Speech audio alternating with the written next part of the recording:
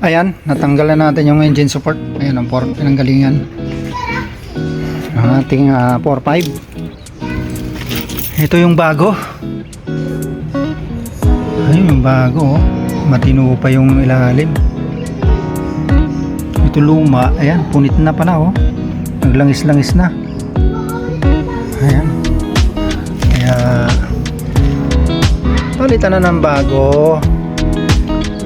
Pero iba yung ano nito oh. Tumutunog oh. Mga kabisa. Yung luma ay yung bago. Ito siya, ibang forma.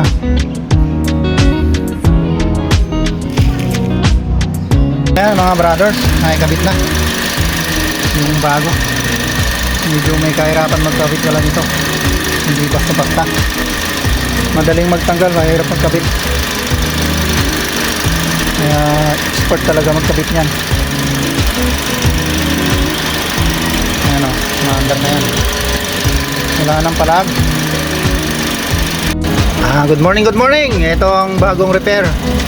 Mga original yan. Ayan, mga bagong repair. Testingin natin yung blower. Nakakonect yan dyan. Ayan.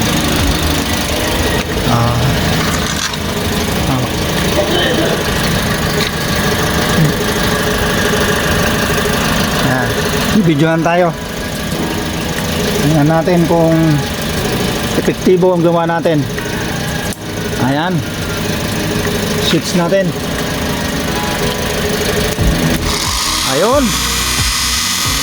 Pantulin. Perfect. Subukan natin yung isa. Ayan, alisin muna natin to.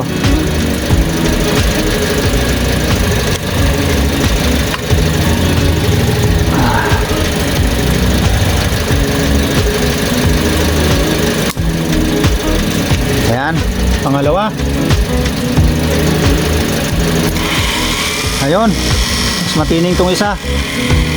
Tulin oh. Matining ang ano, matining ang andar. Yung isa ay medyo magaspang. Gaspang yung isa. Ito, mahusay pa to. Repair natin yan mga kabisar. Ngayon, subukan naman natin ang blower. Ginawa rin to.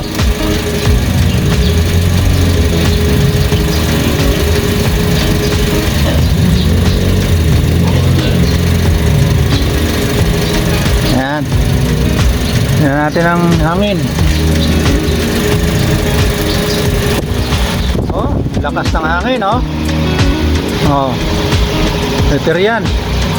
Oh, subukan natin yung isa.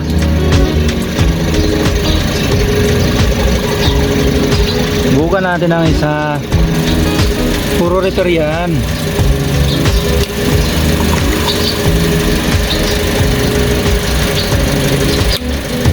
Yan. Vlogger na tayo ngayon eh. Paring Jolas eh. Repair tayo ng mga dapat repairin eh. Ayan. Tingnan natin ito kung malakas. Hop, malakas ang hangin, lilipad. Blower talaga. Oh, hahanginan yung taga paghawak ko. Oh, per kilo ah. So hanggang lang tayo mga kabisar. At kung sinong may gusto, yan, na-repair na lahat yan.